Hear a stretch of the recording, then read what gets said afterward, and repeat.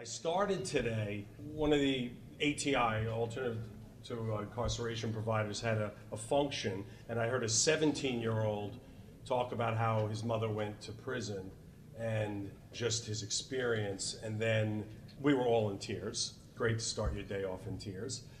Then the mother came up and spoke, and what my colleagues are talking about is recovery and transformation. And that's really what it's about, people change. And you guys have the toughest job. You know, I go around, I do trainings, I work with a lot of different agencies. People working in the front lines have a very, very difficult job, and because what you're doing is helping people transform their lives. I mean, it was amazing. So today I started crying, and I went to government meetings all afternoon, almost lost my mind. But now it's great because I'm back in front of you guys, and it's like we can get back to where it's like, okay, we're helping people change their lives. Another thing I just mentioned, I was in, Mark was talking about Westchester in New York City, and you know, some different size. I was down in DC, and a woman was complaining, and she's a great person, but she was saying, wow, you know, it's just, our system is just so big and it's just so fragmented. And I was like, where are you from? She said, like, Montana. I said, how many people are in your jurisdiction? She said, 18,000. I said, well, we almost have that many people in our city jail every day, you know. But I think it brings home to the point of really what we're trying to do in a lot of the initiatives and a lot of the work with all of you and parole, and I'm going to talk about probation, is reducing, especially in a place like this, fragmentation and reducing, you know, overlap, and really make things much more coordinated. Because people are doing great things, but it often goes, people just are going in all different directions, and I don't know that there's a master plan yet, but we should hope to move toward it. So 4 initiatives I want to talk about. The New York City mayor convened a citywide justice mental health initiative. I'll talk about that. My agency and Department of Probation, we heard from parole, they're doing great things. Probation is on the track toward an initiative around mental health, and I think it's going to be exciting. And it's really important that you guys are able to work and interface with probation, because as Joe said, or someone said, Aaron, I don't know who it was, or actually the probation woman at a meeting today said, we're the biggest diversion program in the city. And they have huge amounts of people who don't go to jail or prison, and they're in the community, and they're going to have to partner with you. So they're doing some exciting things. And then we'll have a criminal justice training academy I'm going to talk about, which is really, you know, you guys and clinics and case management and ACT teams and all the providers. It's a time for us to kind of bring expertise together and bring like a home or a place where you and your staff can come and learn about the interface of criminal justice issues and treatment issues and recovery.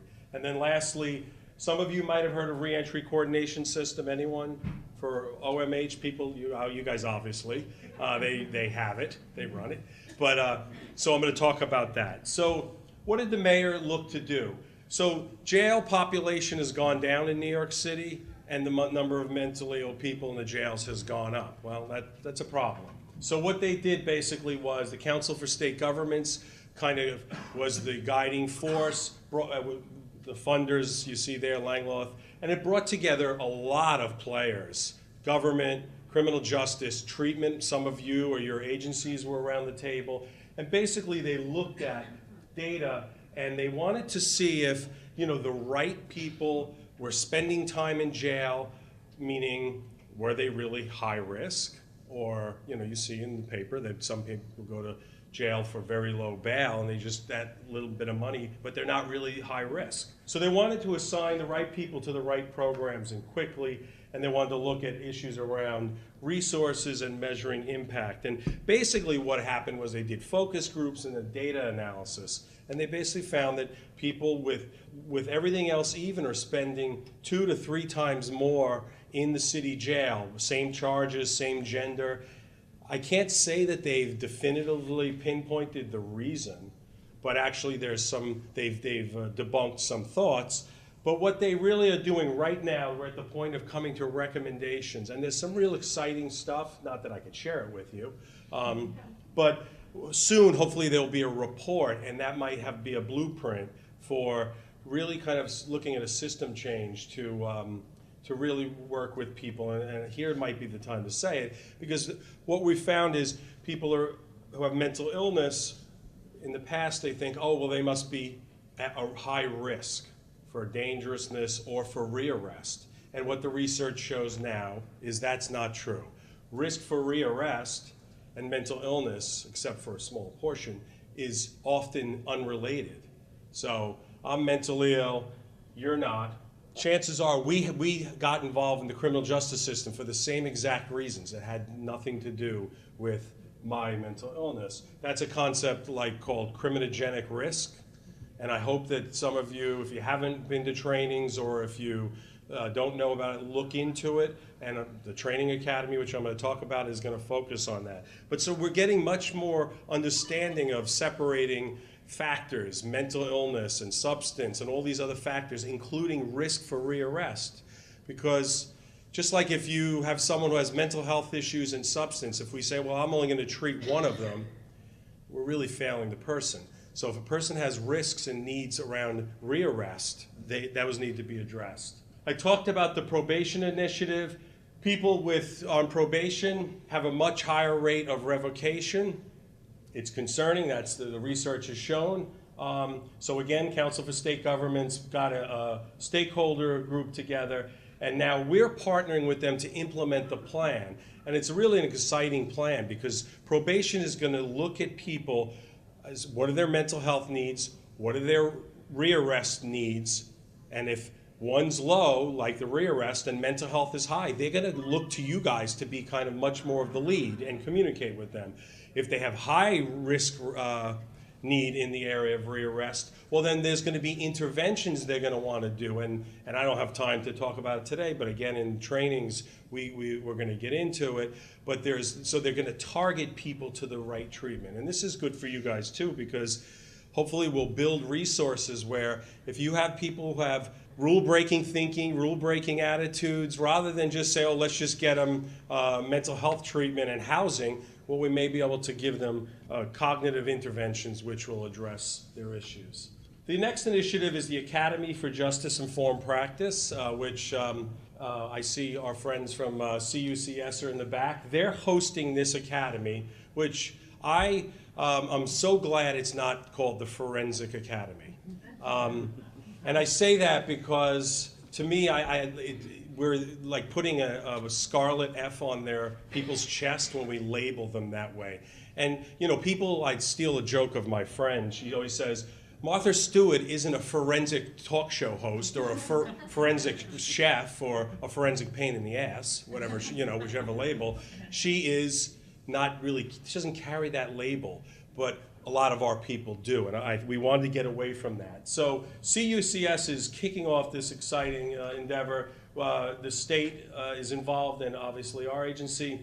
So we're basically trying to get you guys more resources, understanding, training around the skills to work with the justice-informed population. And you'll see here, I think this was important, and this came up in our meeting with CUCS and the state, and I think it was a great meeting. We said, we want to provide line staff and supervisors resources and skills, but when I train, a lot of times staff say to me, that would be great if I worked in an agency that I could actually do what you're saying. So what we're talking about is, and I'm not casting any negative on an agency, because some agencies have just been operating as is, but we need to engage leadership so that there's kind of like a culture change, so that, there's policies around justice informed, there's practices around it, simple things like, well, what happens if the judge calls me to arraignments? I had an agency recently who they said, you can go to the arraignment court, but you can't go in the courtroom. So the judge is like, well, if he doesn't come in the courtroom, I can't talk to him. But the agency was a little risk averse, which we have to kind of get beyond that and find ways that we're going to help the person. So this fall, we're going to get at least 35 different types of trainings, and the trainings are going to target clinics and ACT and care coordinators and ATI staff, housing, you guys, and health homes too, which you guys probably don't want to talk about.